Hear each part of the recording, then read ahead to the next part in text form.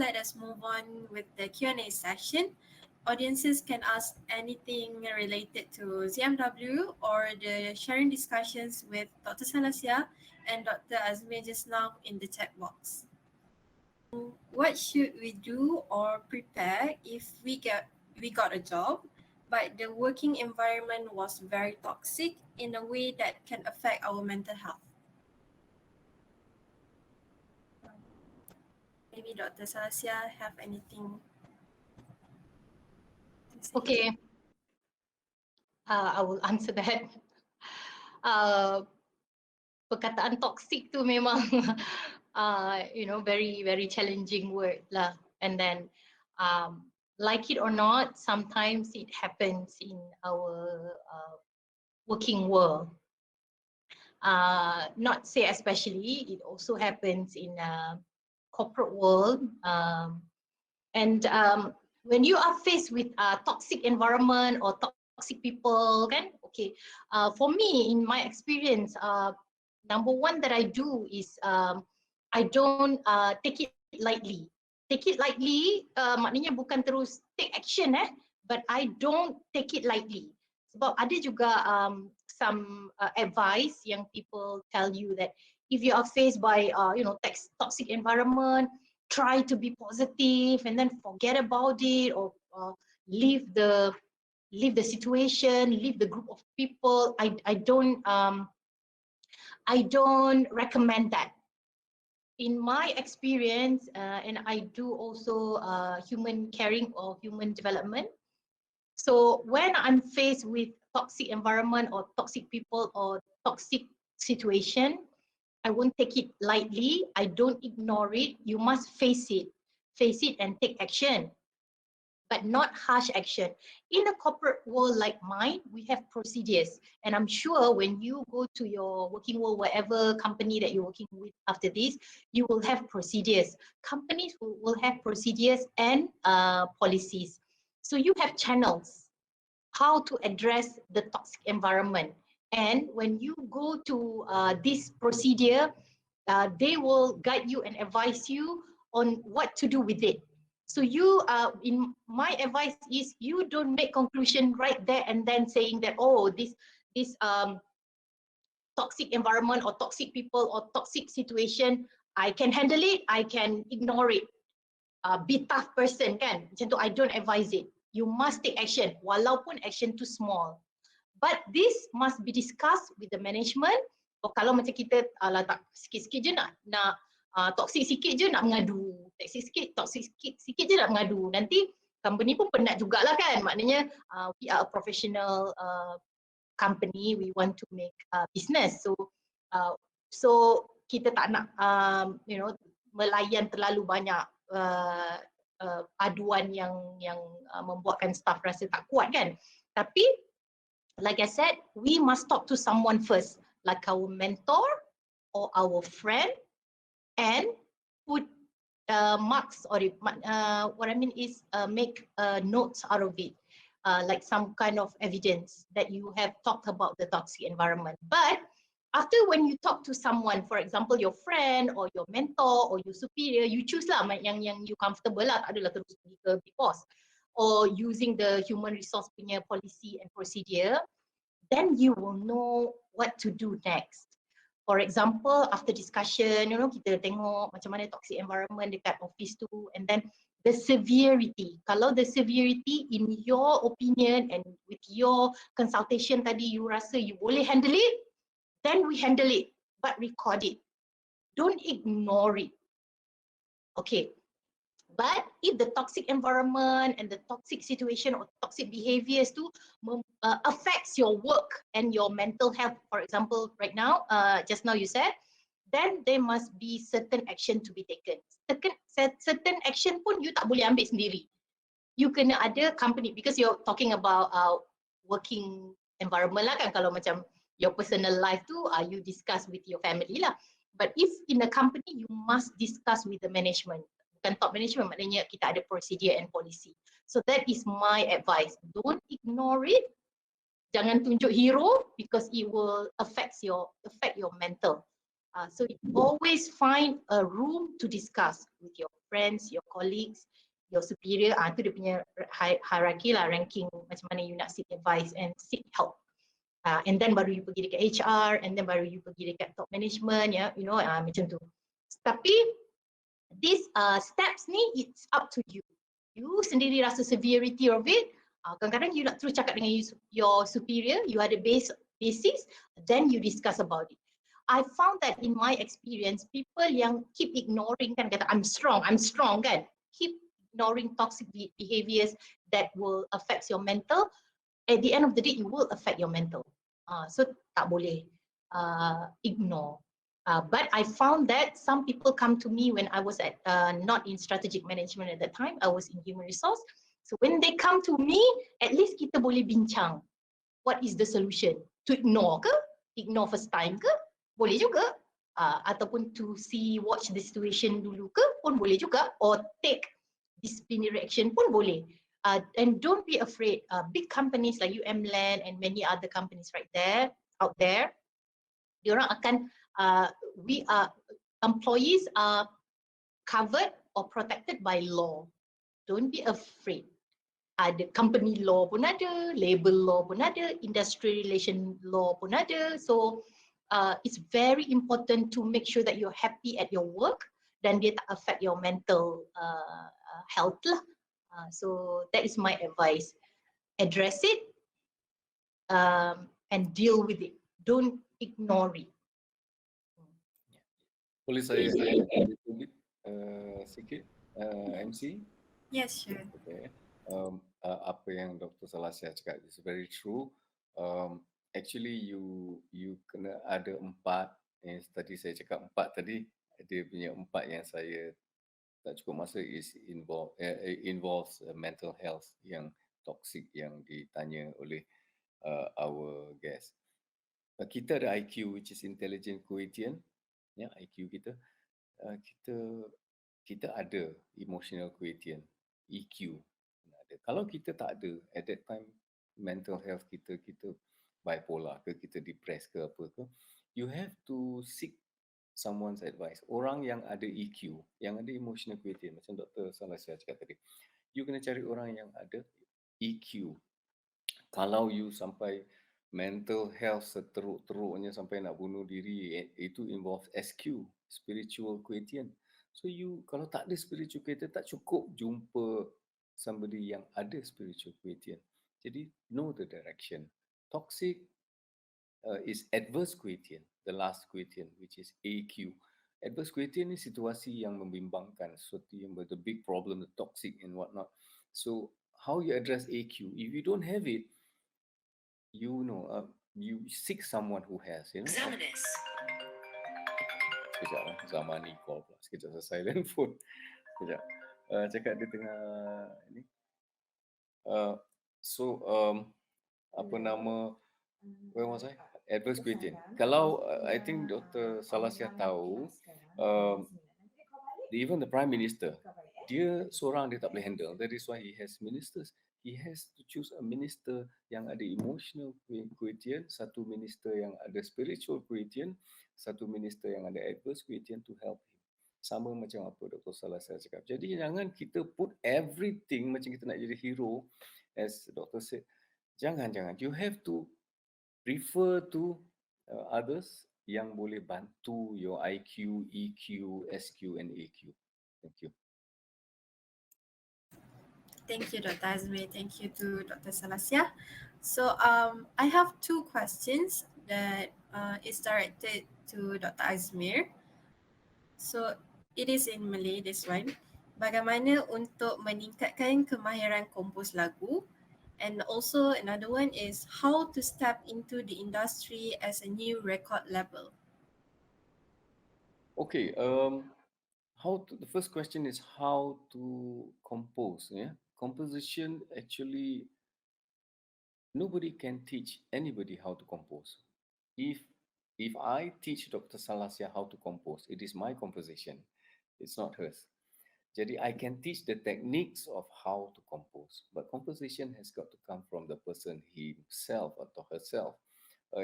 Dia kena daripada hati, conducive. Kalau saya even baju, Saya akan pakai baju yang selesa, kondusif, udara nyaman lepas subuh tu, saya suka. Kadang-kadang tengah malam.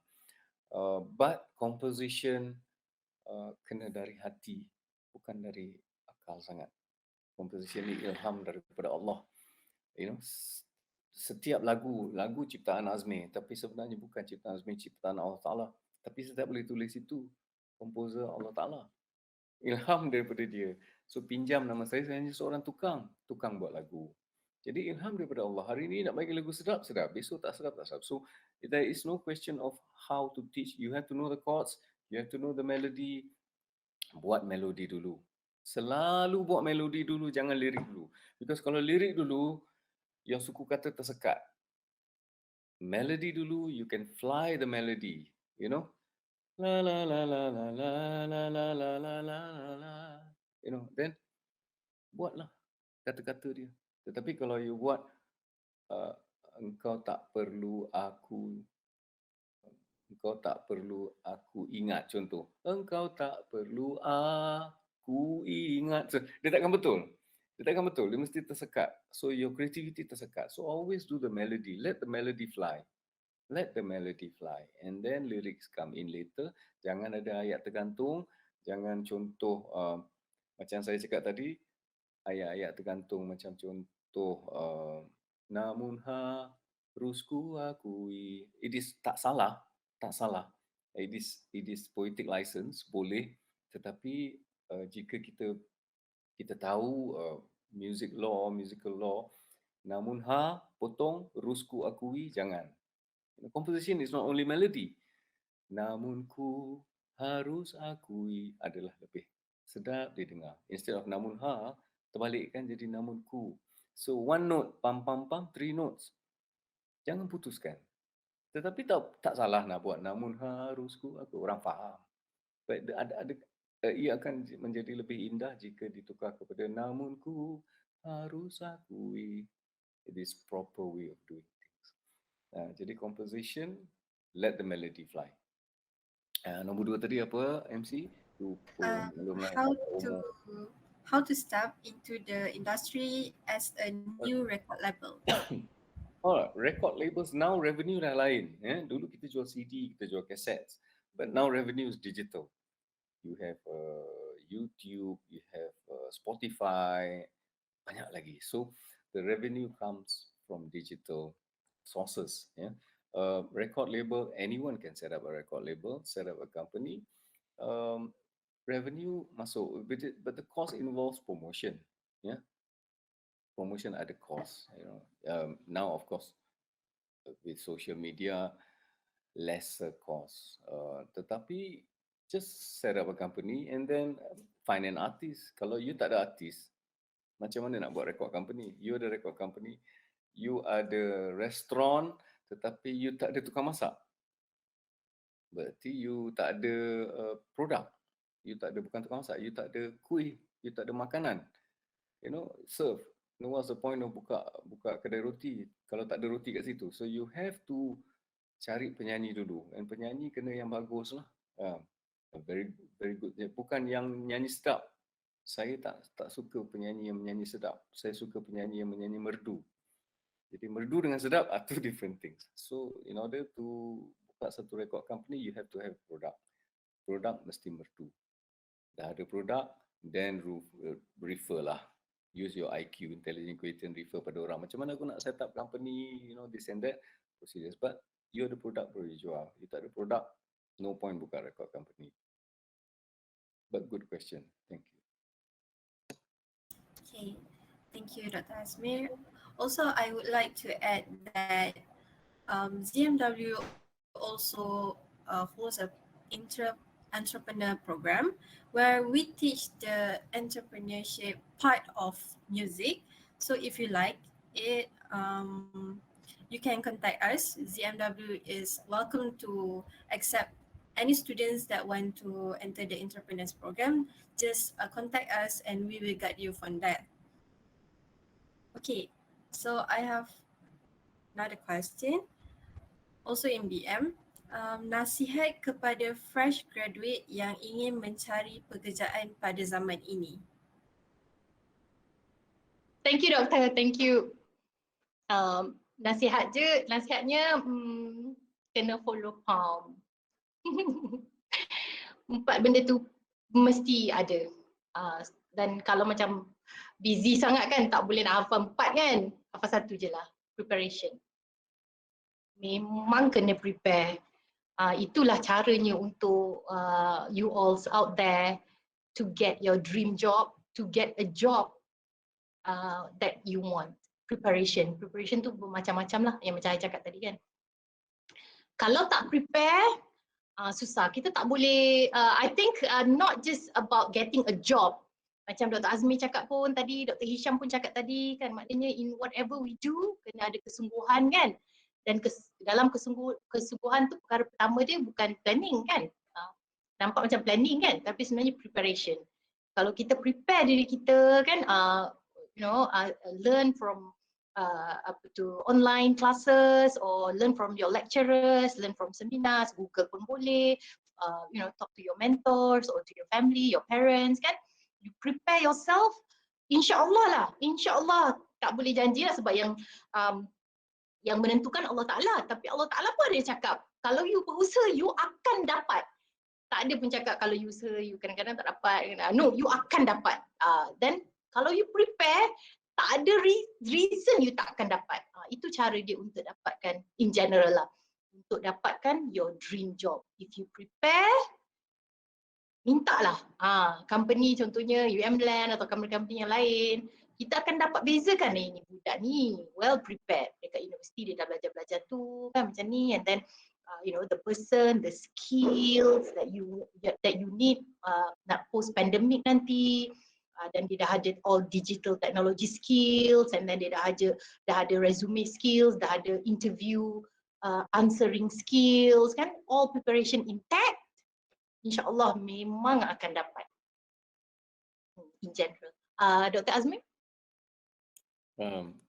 I think you said enough. Cuma sikit kalau saya nak tambah on this SQ spiritual quotient ni, kita dah usaha, doa lah. Doa ibu is very important. Sendiri berdoa, because kerja ni rezeki. Jadi bersyukur kerana kita dah selesai belajar, dah ada ijazah dan sebagainya. Selebihnya mohon pada Allah, berikanlah apa yang selayaknya untuk aku. Jangan minta, ya Allah bagilah aku rezeki. Kalau dia bagi kita rezeki banyak pun kita lupa dia buat apa, lupa ibu apa, buat apa. So berilah aku bersyukur di atas apa yang kau berikan. Cukup. Kalau nak minta juga, berilah apa yang selayaknya untuk aku. Dia tahu budak ni tak tamak. Apa yang selayaknya dibagilah untuk kita. So my advice is SQ tadi, spiritual quotient, kena ada kesedaran. Saya bukan ustaz tapi kesedaran tu tetap kena ada. So doa lah kalau nak dapat kerja, because itu di luar bidang kuasa kita, tu di bidang kuasa panels yang kita apply. So besides apa yang Dr. Salasia cakap tadi, saya rasa doa, dan ibu pun kena doa, bapa, ibu, mak bapak kita kena doa untuk kita, untuk anak adik-adik kita yang bertanya tadi tu. Thank you. Mungkin Dr. Hisham nak tambah apa-apa advice? Okay, boleh. Betul lah yang apa yang diperkatakan oleh Dr. Salasia dan Dr. Azmi. Cuma saya from my observation kan, pelajar-pelajar especially dalam bidang seni ni, saya kadang-kadang saya tengok juga dia orang punya social media ni kan, tengok apa dia orang share. Secara umumnya mereka tidak share karya-karya mereka. Sepatutnya macam saya kaitkan dengan ASB tadi kan, ASBNB branding tu, you kena self promote mulai daripada year 1, daripada semester 1, apabila ada karya yang dihasilkan dalam coursework kan, dalam ketika ambil subjek. So katakan ambil subjek script writing, so you menghasilkan skrip, you kena share kan, upload kan you punya karya-karya. Kalau buat music video ke, buat video ke, buat 3D modeling ke, animation whatsoever tu, you kena upload, sentiasa upload, self promote.